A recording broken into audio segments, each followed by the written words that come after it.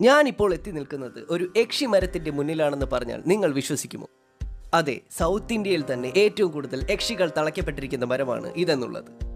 ചോറ്റാനിക്കര ദേവീ ക്ഷേത്രത്തിലെ കാഴ്ചകളാണ് ഇവയെന്നുള്ളത്. Exorcism and possession with related to clinical psychology എന്ന എന്റെ പഠന മേഖല എന്നെ കൊണ്ടെത്തിച്ചത് ചോറ്റാനിക്കര ദേവി ക്ഷേത്രത്തിലാണ്.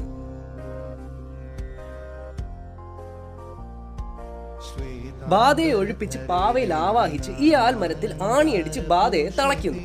അങ്ങനെ ഒട്ടനവധി ബാധകളെയാണ് ഇവിടെ തളച്ചിരിക്കുന്നത്. അതുപോലെ തന്നെ ഈ ഒരു ആൽമരത്തിൽ നമുക്ക് ഒരുപാട് കുഞ്ഞു കുഞ്ഞു തൊട്ടിലുകളും കാണാൻ കഴിയും. കുട്ടികളില്ലാത്ത ദമ്പതികൾ ഇവിടെ വന്ന് തൊട്ടിൽ കെട്ടിയാൽ കുട്ടികൾ ഉണ്ടാകും എന്നാണ് വിശ്വാസം.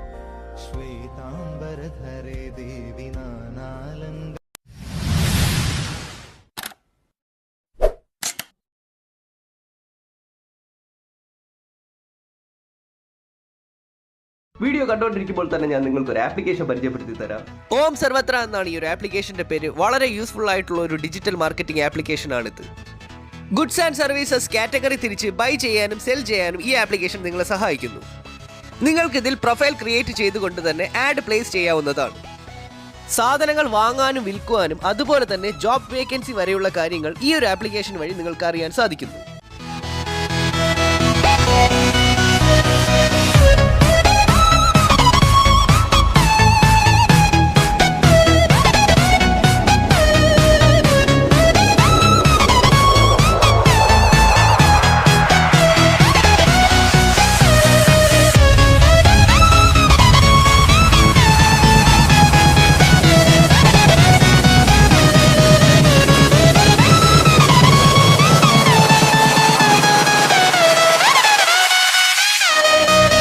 ബാധ ഒഴിപ്പിക്കലിനും ബാധാദോഷ പരിഹാരത്തിനും ഏറ്റവും വലിയ ഹിന്ദുമത വിശ്വാസ കേന്ദ്രങ്ങളിൽ ഒന്നാണ് ചോറ്റാനിക്കര ദേവി ക്ഷേത്രം എന്നുള്ളത്. ബാധയെ പാവയിൽ ആവാഹിച്ച് ഇവിടെയുള്ള ആൽമരങ്ങളിൽ ആണി അടിച്ച് തളയ്ക്കുന്നു. ആത്മാവ് എന്നത് ഒരു എനർജി ആയിരിക്കാമെന്നും ഒരു പോസിറ്റീവ് ഉണ്ടെങ്കിൽ ഒരു നെഗറ്റീവ് ഉണ്ടെന്നുമുള്ള വിശ്വാസങ്ങൾ നിലനിൽക്കുന്നു. ഇതിനെക്കുറിച്ച് പഠിച്ചുകൊണ്ടിരിക്കുകയാണ് പാരാസൈക്കോളജി എന്ന മേഖല എന്നുള്ളത്. അങ്ങനെയാണെങ്കിൽ ഈ പാവകളിൽ ആവാഹിക്കപ്പെടുന്നത് ഒരു നെഗറ്റീവ് എനർജി ആയിരിക്കണം. ഈ പാവകൾ ഇവിടെയുള്ള ആൽമരങ്ങളിൽ തറയ്ക്കപ്പെടുമ്പോൾ ഇവിടെയുള്ള പോസിറ്റീവ് എനർജി, അതായത് ദൈവം, ആ ബാധകളെ തളച്ചു നിർത്തുന്നു എന്നും ചിന്തിക്കാം.